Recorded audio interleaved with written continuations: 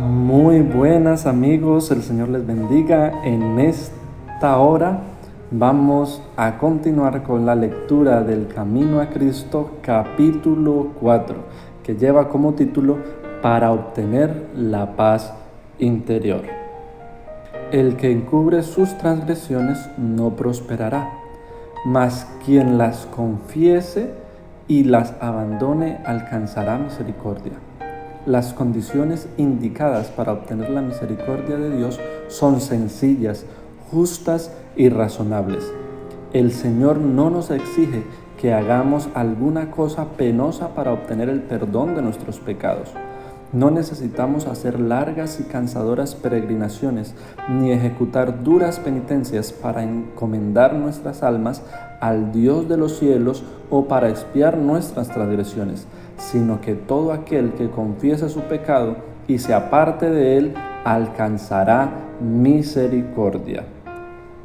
El apóstol dice: confesad pues vuestros pecados los unos a los otros y orad los unos por los otros para que seáis sanados.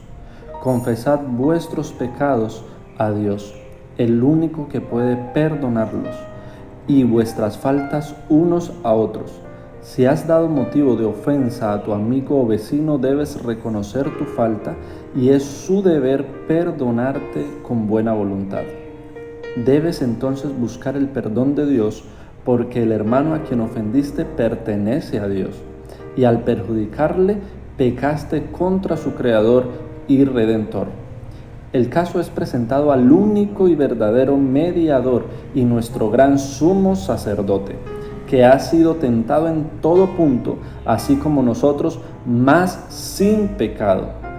¿Quién puede compadecerse de nuestras flaquezas y limpiarnos de toda mancha de pecado? Los que no han humillado su alma delante de Dios, reconociendo su culpa, no han cumplido todavía la primera condición de la aceptación. Si no hemos experimentado ese arrepentimiento del cual nadie debe arrepentirse y no hemos confesado nuestros pecados con verdadera humillación de alma y quebrantamiento del espíritu, aborreciendo nuestra iniquidad, no hemos buscado verdaderamente el perdón de nuestros pecados. Y si nunca lo hemos buscado, no hemos encontrado la paz de Dios. La única razón por la cual no obtenemos la remisión de nuestros pecados pasados es que no estamos dispuestos a humillar nuestro corazón ni a cumplir las condiciones que impone la palabra de verdad. Se nos dan instrucciones explícitas tocante a este punto. La confesión de nuestros pecados, ya sea pública o privada, debe ser de corazón y voluntaria. No debe ser arrancada al pecador, no debe hacerse de un modo ligero y descuidado o exigirse de aquellos que no tienen una comprensión real del carácter aborrecible del pecado. La confesión que brota de lo íntimo del alma sube al Dios de piedad infinita.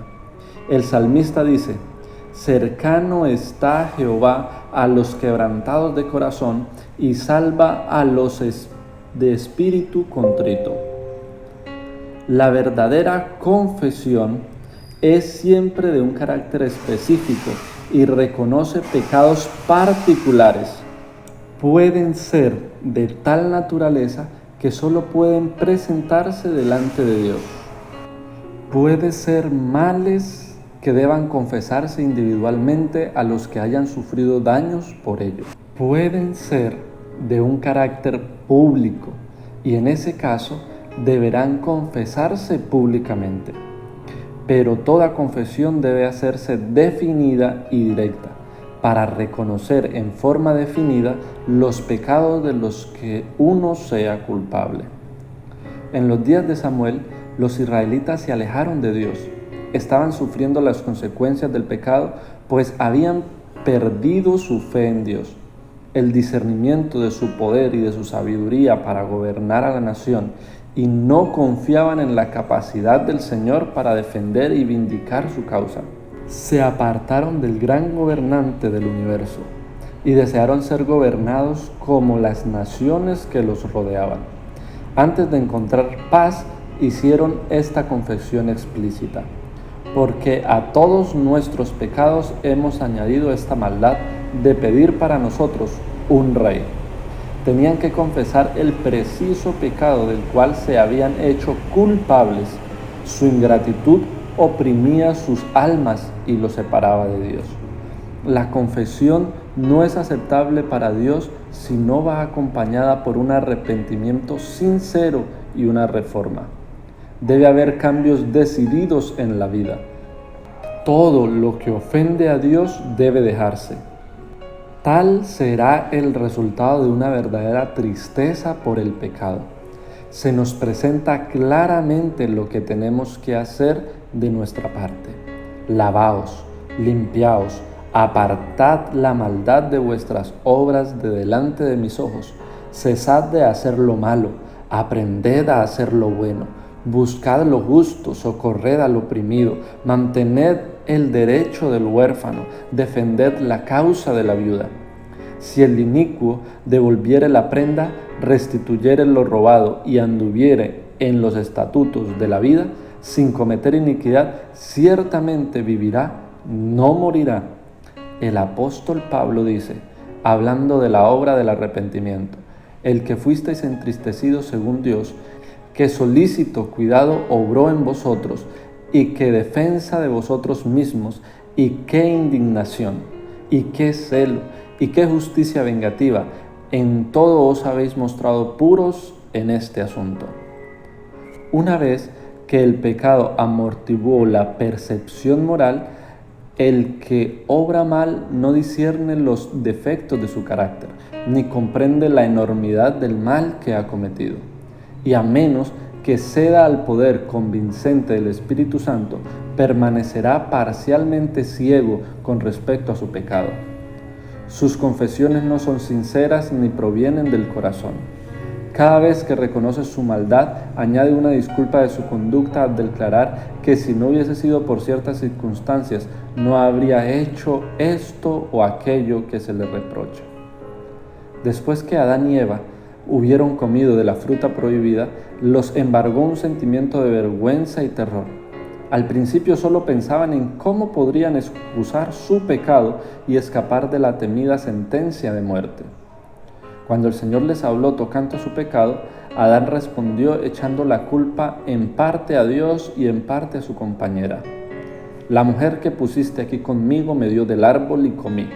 La mujer echó la culpa a la serpiente, diciendo: la serpiente me engañó y comí. ¿Por qué hiciste a la serpiente? ¿Por qué le permitiste que entrase en el Edén?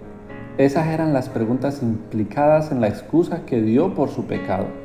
De este modo, hacía a Dios responsable de su caída. El espíritu de justificación propia tuvo su origen en el padre de la mentira y lo han manifestado todos los hijos e hijas de Adán.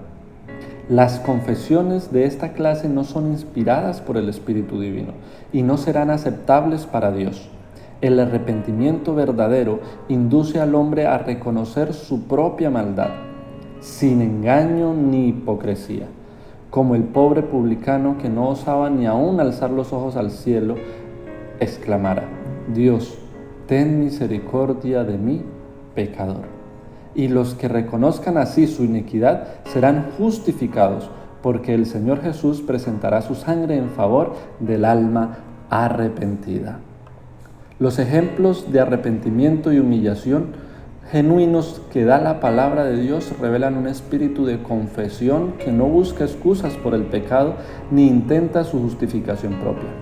El apóstol Pablo no procuraba defenderse, sino que pintaba su pecado con sus colores más oscuros y no intentaba atenuar su culpa. Dijo: lo cual también hice en Jerusalén, encerrando yo mismo en la cárcel a muchos de los santos, habiendo recibido autorización de parte de los jefes de los sacerdotes, y cuando se les daba muerte, yo echaba mi voto contra ellos. Y castigándolos muchas veces por todas las sinagogas, les hacía fuerza para que blasfemasen. Y estando sobremanera enfurecido contra ellos, iba en persecución de ellos hasta las ciudades extranjeras.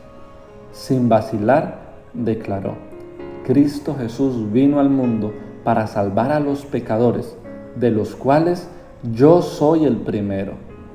El corazón humilde y quebrantado, enternecido por el arrepentimiento genuino, apreciará algo del amor de Dios y del costo del Calvario. Y como el Hijo confiesa a un Padre amoroso, así presentará el que esté verdaderamente arrepentido todos sus pecados delante de Dios. Y está escrito: si confesamos nuestros pecados, Él es fiel y justo para perdonarnos nuestros pecados y limpiarnos de toda iniquidad.